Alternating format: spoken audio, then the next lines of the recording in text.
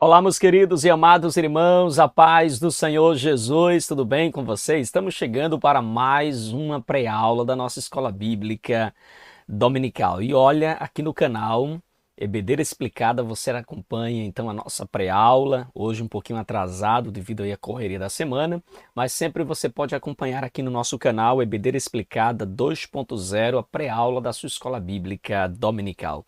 Seja muito bem-vindo ao nosso canal. Se você ainda não é inscrito no nosso canal, se inscreva, aperte o sininho de notificações para que você possa receber de primeira mão a nossa transmissão, tá bom?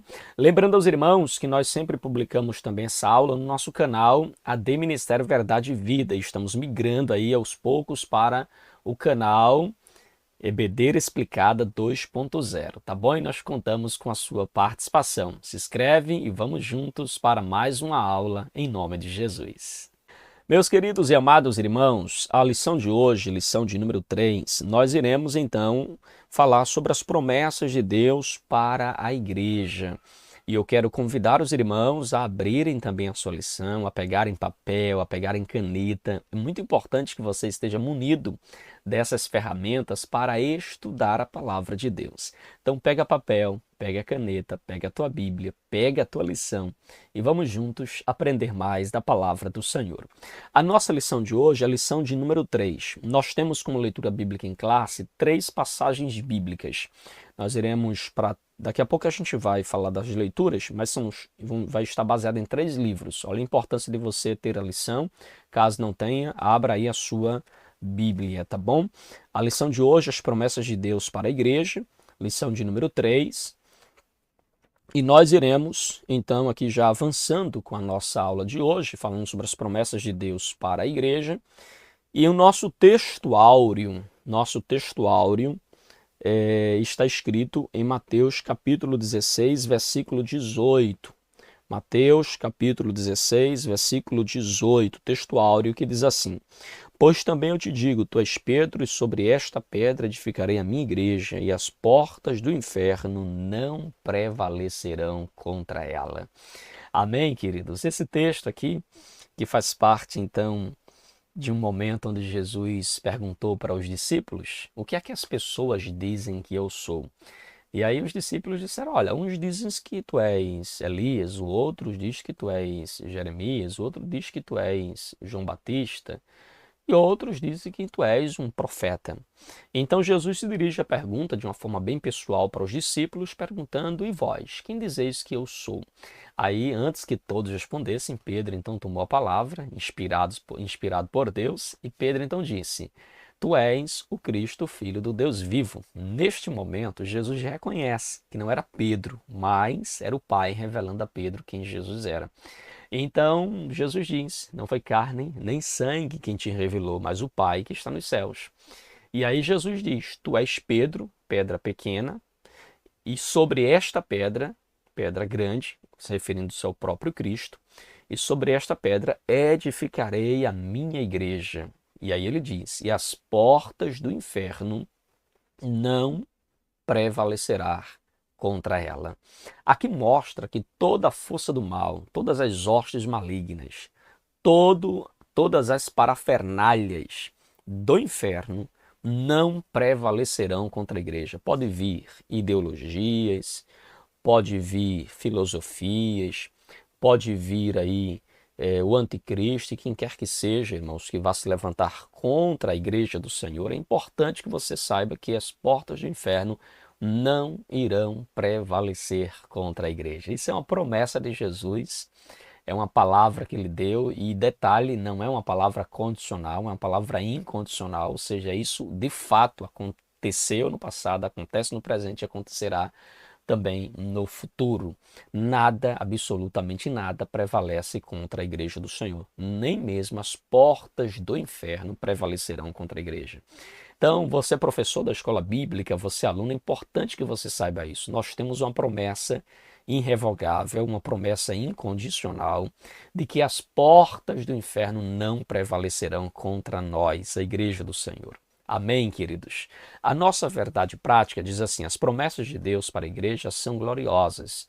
Aí nós temos as promessas de vida eterna, a promessa de poder e a promessa de glorificação final do nosso corpo. A nossa verdade prática, na verdade, trabalha o corpo da nossa lição, ou alguns pontos da nossa lição que nós iremos nos aprofundar no devido momento em cada tópico, tá bom? Então, nós aí já abordamos essa questão introdutória e agora eu quero também chamar a sua atenção para a nossa leitura bíblica. Amém? Eu peço aos irmãos também que continuem orando por nós, né? Você vê, ainda estou com essa tosse ainda, garganta ainda não totalmente recuperada, mas bem melhor para a glória de Deus. Queridos, Mateus, capítulo de número 28, versículo 20, versículo 18 ao versículo 20.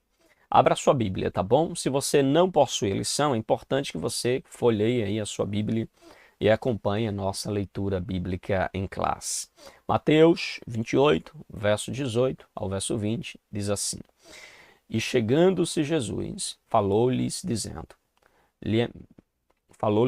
é-me dado todo o poder no céu e na terra. Portanto, ide e ensinai todas as nações, batizando-as em nome do Pai, do Filho e do Espírito Santo, ensinando-as a guardar todas as coisas que eu vos tenho mandado. E eis que estou convosco todos os dias, até a consumação dos séculos.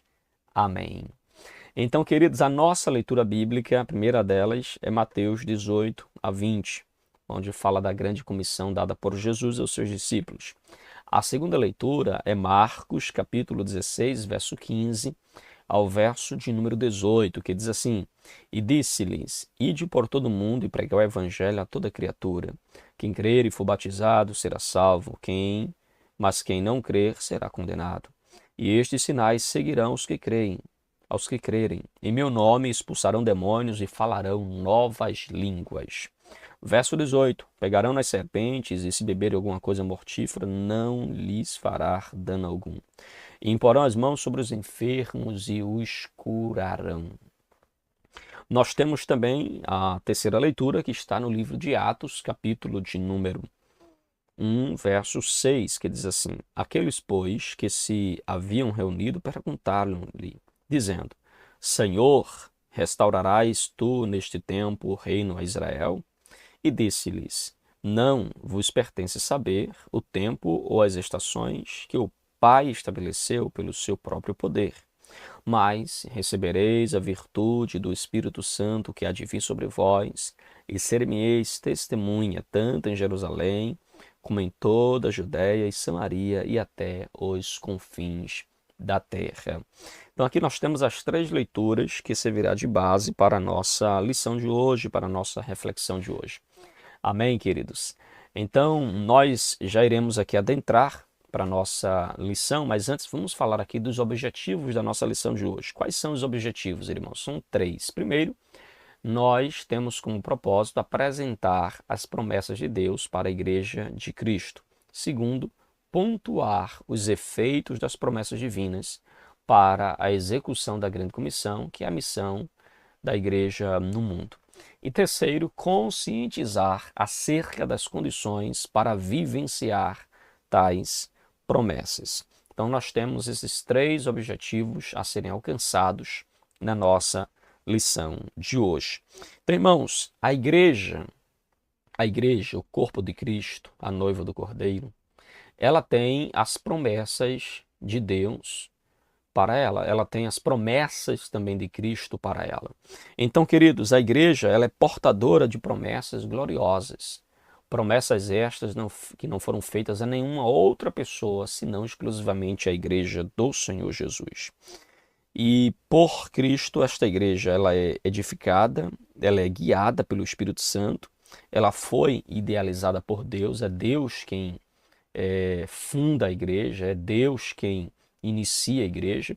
Há uma certa discussão sobre a origem da igreja, se foi lá desde o Éden, se foi a partir da vinda de Cristo. A gente sabe que a revelação bíblica, irmãos, ela é progressiva, certo? A revelação é progressiva. Não podemos ainda enxergar, né, como no Novo Testamento, a igreja lá no Antigo Testamento. Mas já desde o Antigo Testamento, Deus tem o seu povo, sua congregação, o povo pelo qual Deus trabalha, fala e usa para que, intermédio deste povo, possa então levar a mensagem também de salvação a outros povos. Deus escolheu Israel para ser luz às nações. Deus escolheu Israel para que a partir deles todas as famílias da terra fossem abençoadas. Então ali nós temos já o embrião da igreja, nós temos ali o início, mas de fato a igreja ela vai ser instituída já nas páginas do Novo Testamento.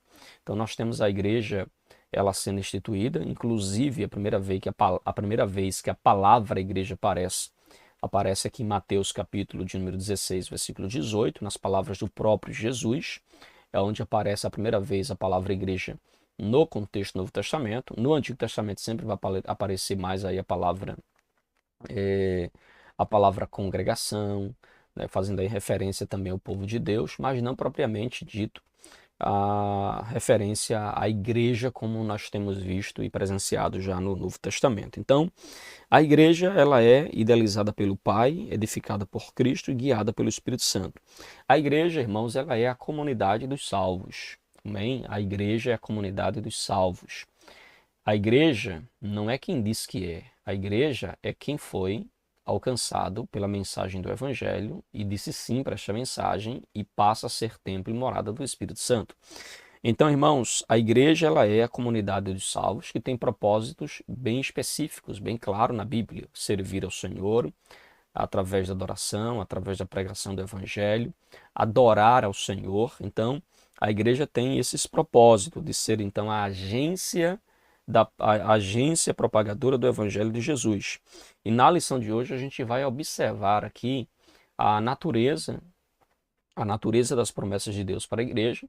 Iremos também trilhar aqui sobre as promessas propriamente ditas e as condições para se viver estas promessas de Cristo à igreja. Então nós iremos trabalhar basicamente esses aspectos na lição de hoje. Ok, irmãos? Tranquilo?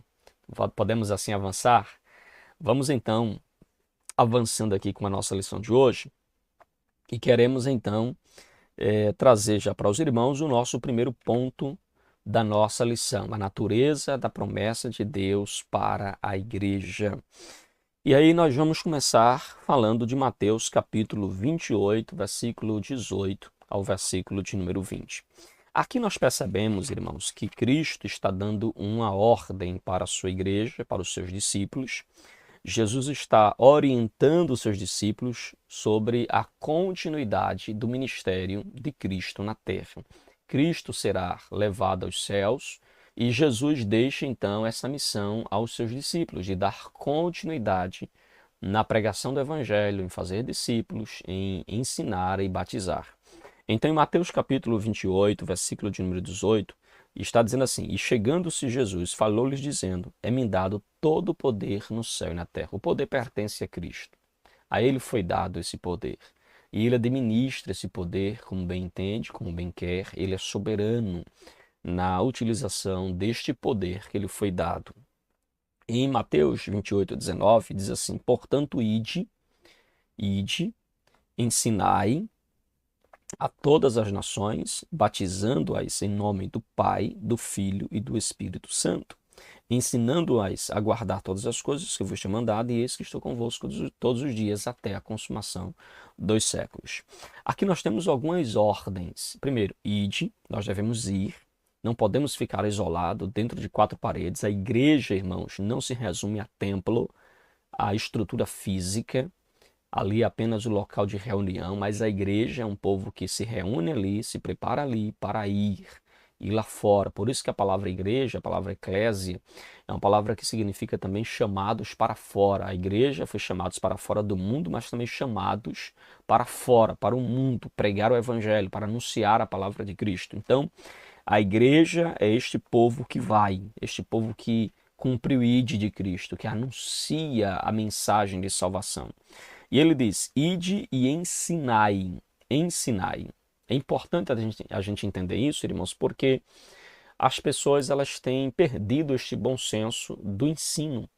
você percebe que hoje há uma certa apatia, um certo desprezo, uma certa rejeição por parte de alguns a respeito do ensino. Irmãos, toda pregação precisa ter ensino, toda pregação precisa ter conteúdo. Às vezes eu encontro alguns irmãos que, ao meu ver, ignorantes a respeito do assunto, dizem assim: pastor, no domingo de noite aquele pastor não pregou, ele ensinou. Mas, irmãos, pregação é ensino. É verdade que nem todo ensino é uma pregação, porque há ensino que é literalmente uma aula. Mas, irmãos, toda pregação tem que ter ensino. Toda pregação tem que ter instruções. Tem que levar o povo ao conhecimento da palavra de Deus. Tem que levar o povo à instrução do Evangelho. Então, irmãos, ide e ensinai. A missão da igreja não é simplesmente soltar palavras ao vento. A missão da igreja é ensinar ao mundo a mensagem do Evangelho, a mensagem de salvação, explicando o plano da salvação, explicando por que elas precisam de Cristo, o perigo que elas correm em não dizer, em não corresponder com sim a mensagem do Evangelho. Então veja que é importante demais que nós tenhamos esta compreensão, irmãos. Ide e ensinai. E o texto ainda diz, olha o que o texto fala: ensinai a todas as nações. Aonde é o campo onde nós devemos ensinar? Todas as nações, sem exceção de pessoas. Não podemos ser seletivos. Hoje, infelizmente, há algumas denominações que têm se preocupado em evangelizar somente os grandes centros. Têm se preocupado em evangelizar somente empresários. Tem igreja que até faz cultos para empresário. Culto dos empresários. Culto dos jogadores de futebol, porque tem um salário, né, bem... Então fazem, irmãos, o evangelho não é para uma classe, não é para um grupo. O evangelho é para todas as nações. Devemos pregar o evangelho a todo mundo. Aonde houver uma alma, desde aquela que está debaixo da ponte, desde aquela que está dormindo na calçada, aquele que está dentro do seu palácio, está dentro da sua mansão, precisam ouvir a mensagem do evangelho, sem exceção de pessoas. E ele diz: ide e ensinai a todas as nações, batizando-as. Não basta apenas ir ensinar, é preciso batizar. Então vejam, olha aqui a necessidade, inclusive, da congregação, porque os desigrejados vão batizar-se aonde? Aqueles que dizem: eu não preciso de uma denominação, eu não preciso de uma congregação, aonde eles serão batizados?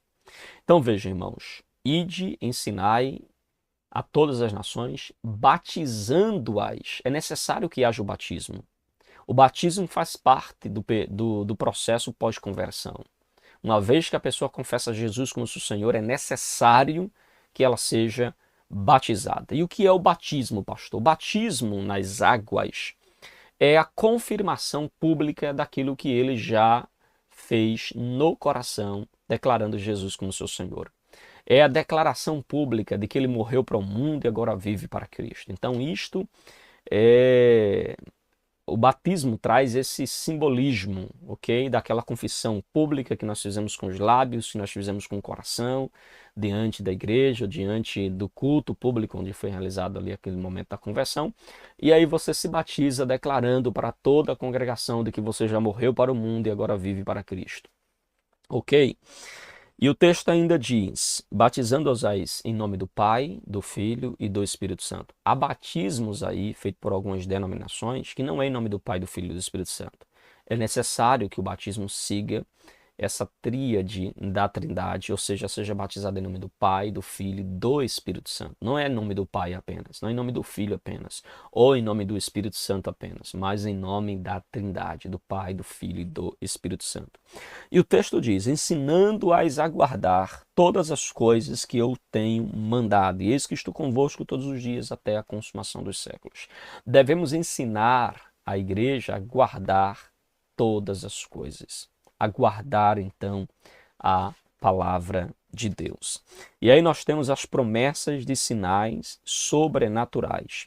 Veja que o Evangelho de Mateus, capítulo 28, versículo de número 18 a 20, revela o estabelecimento da grande comissão, como já pontuamos, e nesta comissão nós temos aí 3 palavras que resumem a tarefa da igreja: ir, ensinar e batizar. E aí nós temos também, dessa forma, irmãos, como Igreja de Cristo, né, que proclamar a mensagem de arrependimento, a mensagem de salvação. Devemos esperar que milagres em nome de Jesus aconteçam como realidade de que o reino de Deus estará agindo no mundo através da igreja. Portanto, nós estamos diante de uma promessa de confirmação da obra de evangelização. Então veja que os milagres, eles acompanharão a nossa missão, acompanharão a nossa tarefa de pregar o evangelho de Jesus Cristo. Amém? É importante que se diga que a mensagem para o mundo pecador, para as nações, é a mensagem de arrependimento. Nós temos presenciado aí muitas mensagens onde se fala muito do amor, mas não se fala da necessidade da pessoa abandonar o pecado, se voltar para Deus, se arrepender dos seus pecados, porque veja, a mensagem da igreja é uma mensagem de arrependimento, a mensagem que traz as pessoas ao arrependimento, à conversão. Claro, a gente apresenta o amor de Cristo por elas, a ponto que Cristo deu a sua própria vida para que elas viessem reconhecer suas falhas, seus pecados, seus erros e pudessem então aceitá-lo como único e suficiente Salvador. Nós temos também as promessas de revestimento de poder. Essas promessas de revestimento estão tanto no final do Evangelho de Lucas, do Evangelho de Mateus, e também no início do livro de Atos. No livro de Atos, capítulo 1, nós temos esta promessa de revestimento de poder. Antes de Jesus ser levado aos céus, ele disse aos discípulos de que eles permanecessem em Jerusalém, porque eles seriam então revestidos de poder. Ficai, pois, em Jerusalém, até que do alto sejais revestidos de poder, para que sejais testemunha tanto em Jerusalém, em toda a Judéia, em Samaria e até os confins da terra. Então veja que a igreja, ela deve permanecer em Jerusalém, né, na ordem de Jesus. Ficai, pois, em Jerusalém, também diz lá no Evangelho de Lucas, até que do alto sejais revestida de poder. Jesus prometeu revestir a igreja para cumprir a missão de pregar o Evangelho. Então a igreja, ela é revestida de poder para anunciar essa mensagem. Irmãos, não custa nada lembrar novamente aos irmãos. Às vezes a gente vê uma ênfase: seja cheio do poder, receba poder, seja cheio e seja cheio. Então a gente há umas certas pregações onde se frisa muito a necessidade do crente ter unção, ter poder, ser revestido de poder. E aí a pregadores dizem: o poder está descendo porque tem um irmão pulando, o poder está descendo porque está os irmãos falando em línguas, o poder está descendo porque está vendo os irmãos ali rodopiando. Mas, irmãos, o poder de Deus na nossa vida não é para esses propósitos. O poder de Deus para a nossa vida não é para que você fale línguas apenas, não é para que você pule, que você grite, que você levante, que você corra, que você rodopie. O poder de Deus na nossa vida é bem claro: ser-me-eis testemunha. É poder para testemunhar de Jesus. É revestimento de poder para proclamar a mensagem de salvação. Então é importante que se diga isso. Deus não nos reveste de poder para nos exibirmos. Deus não nos reveste de poder para nós nos exaltarmos. Deus não nos reveste de poder para nós sermos estrela. Deus não nos reveste de poder para nós nos sentirmos, nos acharmos por questões de status, para levarmos tapinhas nas costas. Parabéns, o Senhor é um homem de Deus, você é uma mulher de Deus, olha como ele fala línguas, olha como ele marcha, olha como ele profetiza. Não, irmãos, nós recebemos poder de Deus para sermos testemunha. A maior evidência de alguém que está revestido pelo poder de Deus é o desejo intenso de testemunhar Jesus, seja com palavras ou sem palavras, seja pelo testemunho da vida transformada, seja pela proclamação verbal da mensagem do Evangelho. Mas é necessário que nós evangelizemos, preguemos, porque este é realmente o resultado de uma vida revestida de poder. Amém, queridos? Então, com base na promessa de Cristo para os discípulos em Atos capítulo 1, onde há uma promessa de capacitação espiritual para a proclamação do Evangelho. Recebereis a virtude do Espírito Santo que há de vir sobre vós e ser-me-eis testemunha. Ou seja, uma promessa de batismo no Espírito para capacitar os crentes a cumprirem a sua missão de pregar o Evangelho. Então, nós devemos, irmãos, cumprir esta missão na família, no bairro, na cidade, no nosso estado, no nosso país e fora do país, nas missões culturais e transculturais, nas missões nacionais e internacionais, seja no evangelismo pessoal, seja no evangelismo coletivo, devemos levar a mensagem do Evangelho. E Deus nos capacita para isso. Portanto, irmãos, estamos diante de uma promessa de capacitação espiritual para a evangelização. Deus, repito, nos dá poder para testemunhar do Evangelho, para sermos testemunha de Jesus. Amém, queridos? Tranquilo até aqui? Todos estão compreendendo, estão entendendo, estão absorvendo aqui esta palavra? O nosso terceiro subponto do primeiro ponto diz assim: promessas espirituais para uma instituição espiritual. Ao longo das Escrituras, nós percebemos que a igreja foi forjada espiritualmente em Cristo. Por isso, a natureza das promessas para a igreja ela é primariamente espiritual. E notamos também que Jesus se refere à igreja em Mateus, capítulo de número 16, versículo 18, edificarei a minha igreja, ou seja, usa ali a palavra eclésia, né? A palavra grega para a igreja aqui é eclésia, que é um termo que remonta a uma reunião de pessoas chamadas do mundo para participarem ativamente do reino de Deus. Então, edificarei a minha igreja. Detalhe, irmãos, tem alguns irmãos que leem a Bíblia de cabeça para baixo. Eles pensam que edificarei a minha igreja está falando da igreja A ou da igreja B. Então, a minha igreja é a igreja que Jesus edifica. A minha igreja é a igreja que Jesus falou. Só a igreja verdadeira é a minha, viu? Irmãos, a igreja que Jesus está dizendo aqui, edificarei a minha igreja e as portas do inferno não prevalecerão contra ela, é o seu corpo. Não é paredes, não é CNPJ, não é placa denominacional. Aqui se fala, a igreja aqui é o corpo de Cristo. É aquele que confessou a Jesus como seu único e suficiente Salvador. Amém? Então, ele edificará essa igreja. E contra esta igreja, as portas do inferno não prevalecerão. Denominação, irmãos, fecha. Fecha ou não fecha? Você conhece ou não conhece igrejas denominacional que fecharam? Fecha ou não fecha? Fecha. Igrejas, denominações, fecha. Um decreto fecha a porta da denominação. Amém? Uma ordem do governo, como a gente viu aí no período da pandemia, fecha a porta da igreja. Olha, não pode ter culto, está proibido. E fecha. Mas a igreja, o corpo de Cristo, nada para essa igreja. Se não tivermos templos, nos reuniremos nas praças.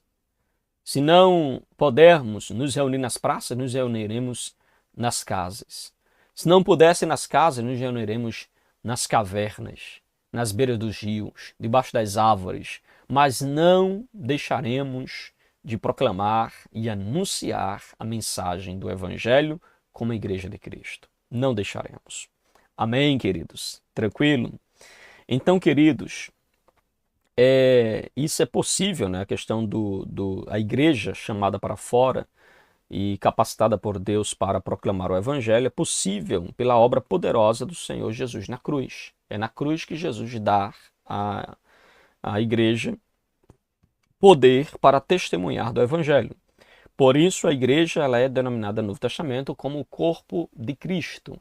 O corpo de Cristo não é a placa denominacional. O corpo de Cristo não é as paredes da denominação. O corpo de Cristo somos nós, ok? Nós somos o corpo de Cristo, nós somos o templo do Espírito Santo, nós somos a noiva de Cristo. Assim, uma instituição espiritual tem promessas espirituais para serem confirmadas em seu ministério no mundo. Amém, queridos? Tranquilos até aqui? Então, a sinopse do ponto 1 diz assim: as promessas de Cristo para a sua igreja atuam no âmbito espiritual e no âmbito material. Amém? Vamos aqui avançando então para o nosso segundo ponto da nossa lição, as promessas de Deus para a igreja. Primeira promessa de Deus para a igreja, entre outras. Estamos aqui pontuando em especial as promessas principais. Primeira promessa de Deus para a igreja, promessa de vida eterna. Deus prometeu à sua igreja a vida eterna. Então, queridos, esta é a primeira promessa de Deus para a vida da sua igreja.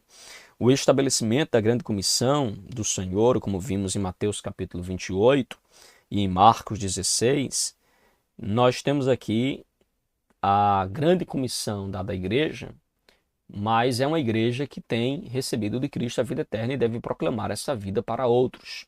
O próprio texto áureo da Bíblia, João 3,16, nos diz: porque Deus amou o mundo de tal maneira que deu seu Filho unigênito para que todo aquele que nele crê não pereça, mas tenha a vida eterna. Então veja que Deus, ele fez esta promessa para a igreja de vida eterna. Então nós temos, irmãos, por isso que o texto também do Evangelho de Marcos diz que todo aquele que nele crê não perece, mas tem a vida eterna. Então veja, aquele que nele crer é que é salvo pelo Senhor. Consequentemente, se torna-se aí membro do corpo de Cristo. Aqui é importante a gente frisar esse ponto aqui da lição. O autor pontua isso, que você se torna membro do corpo de Cristo quando você confessa a Jesus como seu Senhor. Quando você crer em Jesus, você passa a ser corpo de Cristo, ok? Quando você participa do batismo nas águas, ali você está se batizando, um ato simbólico daquela decisão que você fez ao crer em Cristo Jesus. E ali você se torna membro da igreja local, ok? Você é membro da igreja, do corpo de Cristo, universal, no ato da conversão. Amém, queridos? É importante que se frise isso para que haja uma melhor compreensão também dos amados irmãos. Então, irmãos, é necessário que primeiro haja o arrependimento, haja o crer em Jesus, e então a pessoa passa aí a ser participante da vida eterna, não pelos seus méritos, lembre-se disso. Ninguém é salvo pelos seus méritos. Não alcançamos a salvação pelos nossos méritos ou pelas nossas obras. Nós alcançamos a salvação por meio do sacrifício de Cristo na cruz. Somos salvos não pelo que fizemos, mas pelo que Cristo fez por nós. Amém? A segunda promessa de Cristo, de Deus para a igreja, é a promessa de poder. Como nós já pontuamos para os irmãos, Atos capítulo 1, verso de número 8, nós temos a promessa de poder. Uma vez salvos em Cristo, uma vez agora membro do corpo de Cristo, nós agora temos a promessa em Atos capítulo 1, uma promessa gloriosa de que seremos revestidos de poder, receberemos poder do alto. Nós seremos então revestidos deste poder para proclamar o Evangelho, para anunciar a salvação, para sermos testemunhas de Jesus. Então nós temos uma promessa gloriosa, promessa de poder do alto para sermos instrumentos vivos em que os sinais e os milagres de Deus possam confirmar a palavra que Ele nos entregou. Então essa promessa que foi feita aos apóstolos, de que eles deveriam ficar em Jerusalém até que do alto fossem revestidos de poder, é uma promessa que também está presente na vida da igreja hoje. Amém? A igreja, aquele que confessou a Jesus como seu Senhor e Salvador Jesus Cristo, ele precisa, irmãos, buscar esse poder do alto. Ele recebe o Espírito Santo no ato da conversão, mas é cheio do Espírito Santo, irmãos, ou no ato ou durante a sua caminhada, à medida que ele pede, à medida que ele roga, à medida que de forma soberana também o Espírito Santo concede a ele esse revestimento de poder, que por vezes é evidenciado com o falar em línguas, por vezes evidenciado com outros dons espirituais, como de profetizar, de discernimento, de ensino, o revestimento de poder que pode ser manifestado na vida da igreja também através do dom de mestre, do dom de serviço, de generosidade, do dom da palavra, então, do dom de variedade de línguas, são manifestações do Espírito nesse revestimento de poder, capacitando os crentes a cumprirem a sua vocação, a sua chamada em Cristo Jesus. Então, ao longo da história da igreja, nós percebemos que a igreja foi revestida de poder e esse poder foi revelado, inclusive, através dos milagres e dos feitos que Deus realizou na vida da igreja. Então, vejam, ao longo da história da igreja, tem sido confirmada novamente a vida de milhares de servos de Deus que experimentaram o batismo no Espírito Santo, todos os dias, e recebem dons espirituais preciosos para fazer a obra de Deus com fé e ousadia. O mesmo Senhor que batizou em Atos dos Apóstolos é o mesmo que continua batizando, renovando, revestindo de poder ainda hoje, irmãos. Então, ainda hoje o Espírito Santo ele nos reveste, nos enche, nos capacita de poder espiritual. E ainda o nosso terceiro subponto, do ponto 2, diz assim, a promessa da glorificação do corpo. Então nós temos 3 promessas pontuadas na nossa lição. Promessa de vida eterna, promessa de poder e a promessa de glorificação do nosso corpo. Aqui o nosso autor está pontuando de que aquele que confessou a Jesus como seu Senhor, além de ter uma transformação espiritual no presente, quando Jesus voltar para buscar a sua igreja, nós seremos arrebatados para estar com o Senhor. Mas Paulo, em 1 Coríntios capítulo 15, deixou muito claro para nós que o corruptível, nosso corpo, corruptível, limitado, falível, não pode habitar as regiões celestiais sem que seja transformado, porque o corruptível não pode habitar o incorruptível, o falível não pode habitar ou ocupar o infalível. Então é necessário que haja essa transformação. Nós passaremos por essa transformação no ato do arrebatamento da igreja, ou para aqueles que falecerem em Cristo, ressuscitarão primeiro e serão então transformados naquele dia. Então vejam, irmãos, nós temos esta promessa de que nós seremos glorificados, receberemos um corpo glorificado. Nós receberemos um corpo que, como diz Paulo lá em 1 Coríntios, incorruptível, que nada neste mundo nem no porvir pode corrompê-lo em Cristo Jesus. Então a palavra de Deus nos mostra que quando nosso Senhor arrebatar a sua igreja, nós seremos semelhante a Ele, porque assim como Ele é, o veremos. Então, quando o nosso corpo for glorificado, veremos face a face e conheceremos como também Ele nos conhece.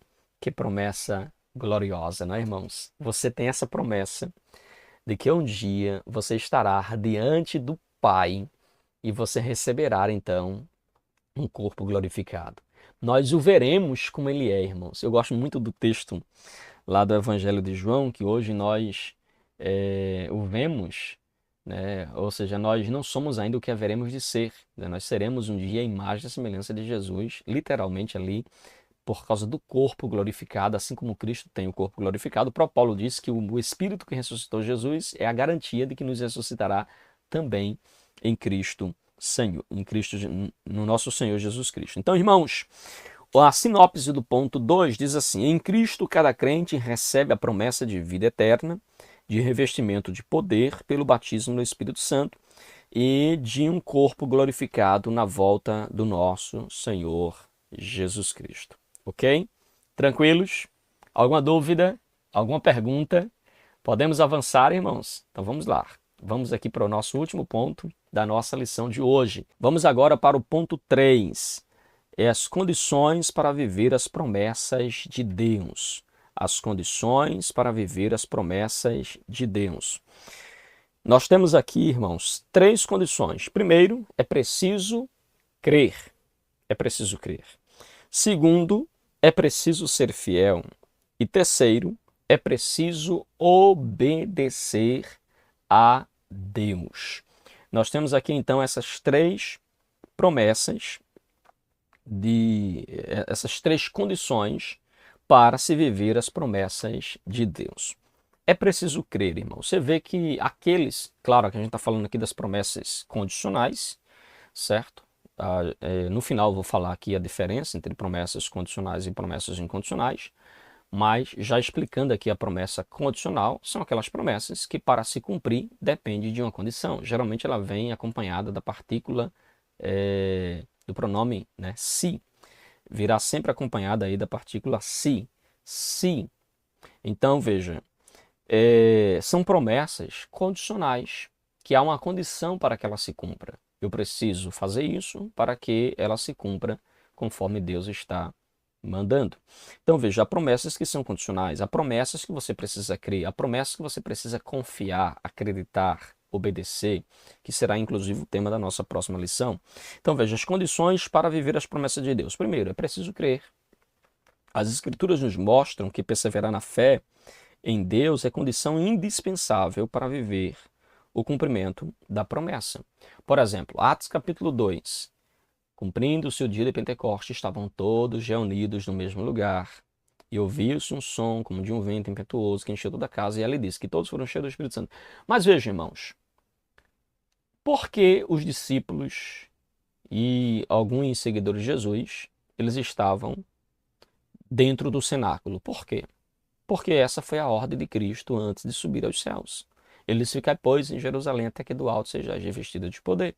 Então a igreja, ela ficou no cenáculo, esperando o momento do revestimento de poder. Passaram-se 10 dias, os irmãos estavam lá, orando, Deus manda-nos o Espírito, Deus manda-nos o Espírito. Cumprindo-se então o dia de Pentecostes, então, ali 10 dias depois da Páscoa, nós temos a descida do Espírito Santo. Mas se cumpriu porque eles cumpriram a condicional, que era ficar em Jerusalém, que era estar lá, à espera, aguardando este momento.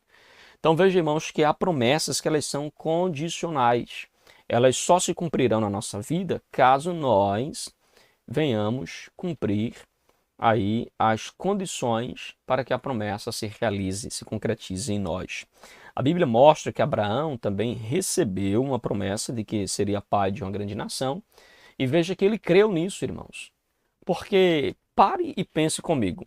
Quando Deus falou com Abraão, no caso Abrão na época, de que faria dele uma grande nação, ele tinha somente 75 anos de idade. Ele tinha uma esposa. A esposa tinha 65. Só que a esposa era estéril. Então, Abraão já tinha 75 anos, já era um homem idoso, já estava na hora de pendurar a chuteira. Mas veja que, até aquele momento, não tinham gerado filhos. Aí Deus aparece para Abraão e diz, olha, farei de ti uma grande nação. Irmãos, ele creu e por isso ele viveu essa promessa. Imaginou se ele parasse para refletir, já idoso, 75 anos, minha esposa idosa, detalhe, estéril. Como isso vai acontecer? Jamais isso vai acontecer. Isso aí é uma causa impossível dos impossíveis. Mas ele creu. E porque creu, ele obedeceu, ele saiu da sua terra, ele perseverou, foi para a terra que Deus estava guiando. E veja que Deus então cumpre esta palavra na vida de Abraão, porque ele creu e perseverou nisso. E a Bíblia diz, inclusive, em Romanos capítulo 4, versículo 3, que isso lhe foi imputado como justiça, ou seja, Deus o justificou exatamente porque ele creu, ele acreditou, ele confiou. E por isso que a Bíblia diz em Gênesis 21, versículo 5, que no tempo certo, Deus deu a Abraão o seu filho Isaque. Então, nos últimos dias, irmãos, precisamos reanimar nossa fé nas promessas de Deus. É tempo de nós confiarmos no Senhor e se fortalecer, como diz Efésios capítulo 6, versículo 10, se fortalecer na força do seu poder. Então é necessário que nós venhamos crer, venhamos confiar, acreditar naquilo que diz a palavra de Deus. E segundo, é preciso ser fiel. É preciso ser fiel. Uma vez que nós cremos no Senhor, nós precisamos agora caminhar em fidelidade com o nosso Senhor. Nós devemos nos apresentar perante Ele de forma fiel. Os discípulos de Cristo, conforme nos mostra o livro de Atos, eles permaneceram fiéis diante do que ouviram diretamente do Senhor. Eles permaneceram fiéis, permanecendo lá em Jerusalém, esperando ser revestido de poder. Eu imagino, irmãos, que em algum momento deu uma certa inquietação. Não vai descer, já está passando os 3 dias, 4 dias, 5 dias, 6 dias, 7 dias, 8 dias, 9 dias. No 10º dia, Deus então os revestiu de poder. Então não importa o tempo que passe, mas devemos nos manter fiel, aguardando aí o cumprimento das promessas. Assim como Jó, irmãos. Jó, sem saber que era alvo ali da malignidade do maligno, né, do diabo, Veja que ele perdeu seus bens, perdeu seus filhos, perdeu sua saúde, mas Jó se manteve fiel. E aí nós temos, irmãos, Jó também vivendo as promessas de Deus. Nós temos um exemplo de Daniel. Daniel também foi lançado na cova dos leões. Mesmo sendo lançado, Daniel permaneceu fiel. Mesmo sendo ameaçado de ser lançado na cova dos leões, Daniel não abriu mão da sua aliança e do seu relacionamento com Deus. E Deus honrou isso, irmãos, na vida de Daniel. Então, ser fiel até a morte, dar-te a coroa da vida, é o que diz a palavra de Deus em Apocalipse, capítulo de número 2, versículo 10. Devemos ser fiel até a morte. Que nada venha abalar a nossa fidelidade a Deus. Que nada venha abalar o nosso compromisso com o Senhor, irmãos. Amém, meus irmãos? Tranquilos? Ok? E o último subponto do terceiro ponto diz assim: é preciso obedecer a Deus. Queridos, obedecer a Deus é uma condição para que Deus cumpra as promessas condicionais em nossa vida. Se você tem uma promessa condicional e você não obedece a Deus, obviamente que você não receberá o cumprimento desta promessa. Não desfrutará desta promessa. Então, queridos, a ordem era clara para os discípulos: ficai, porém, na cidade de Jerusalém, até que do alto sejais revestidos de poder. Há tanto valor para Deus, irmãos, na obediência, que a Bíblia diz que mais vale para Deus obediência do que sacrifício. Deus tem mais prazer em que se obedeça a sua palavra do que na multidão de sacrifícios. Então entenda, mais importante do que você fazer grandes sacrifícios é você obedecer a Deus. Mais importante do que você fazer 7 semanas de jejum, de oração, fazer uma campanha de 7 semanas de 50 hinos, de 100 louvores. Mais importante do que você fazer campanha de louvores ou de oração é você obedecer a palavra de Deus. É você ser fiel ao Senhor, obedecer o que a palavra de Deus orienta. É claro que isso não significa dizer que você vai abrir mão do jejum, da consagração, de votos com Deus, não. Mas o que eu estou frisando é, em grau de importância, Deus está mais interessado que você seja obediente do que você chegue para Ele com uma multidão de sacrifícios, mas não muda o coração. Que adianta você orar, jejumar, consagrar, fazer 7 semanas disso, 7 semanas daquilo, mas não perdoa, não ama, continua ignorante, continua briguento, iracundo, fofoqueiro. Que adianta, irmãos? É melhor que você comece a pedir a Deus que molde o seu coração e você venha abandonar essas práticas pecaminosas e você passa a ser um crente obediente ao Senhor, do que você está fazendo uma multidão de sacrifício. Às vezes passa a manhã inteira de jejum, 24 horas, pastor, de jejum. Eu estou 24 horas de jejum, sim.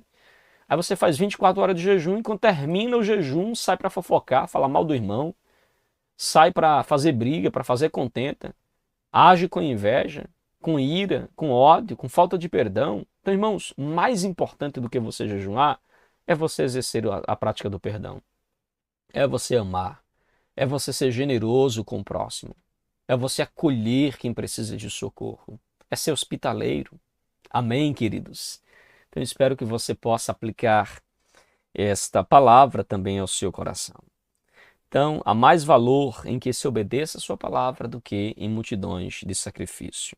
Assim, é tempo de nós estarmos na presença de Deus em santa obediência. Amém, queridos? É importante estarmos na presença de Deus em santa obediência. O nosso sinopse do último ponto diz assim: segundo as Sagradas Escrituras, é necessário a igreja, fé, fidelidade e obediência para viver em plenitude as promessas divinas. Amém, queridos irmãos? Então nós abordamos aqui o nosso ponto, vamos aqui para a nossa conclusão. As promessas de Deus para a igreja do nosso Senhor e Salvador Jesus Cristo são de grande valor espiritual. Como igreja, estamos integrados como membros desse corpo espiritual. Por meio de Cristo, as promessas do Senhor são grandiosas para todos os que fazem parte da igreja. Nele viveremos as promessas da vida eterna, de poder e de glorificação final do nosso corpo. Os planos de Deus para a sua igreja são infalíveis. E aí eu quero encerrar falando com os irmãos sobre promessas que são incondicionais e promessas que são condicionais. Promessas incondicionais são aquelas promessas que Deus cumprirá, independente do homem obedecer ou não, ele vai cumprir, porque é uma promessa que ele fez que é incondicional. Não depende do homem, não depende de condições, depende somente da vontade de Deus, e ele diz que vai fazer, ponto final. Agora, as promessas condicionais são promessas que vêm carregadas de um se você fizer isso. Se meu povo, que se chama pelo meu nome, se humilhar e orar, e se converter dos meus caminhos, então eu ouvirei do céu, sararei a sua terra, perdoarei os seus pecados. Veja, se o meu povo fizer isso. Se o povo não fizer isso, também não viverá estas promessas da parte de Deus.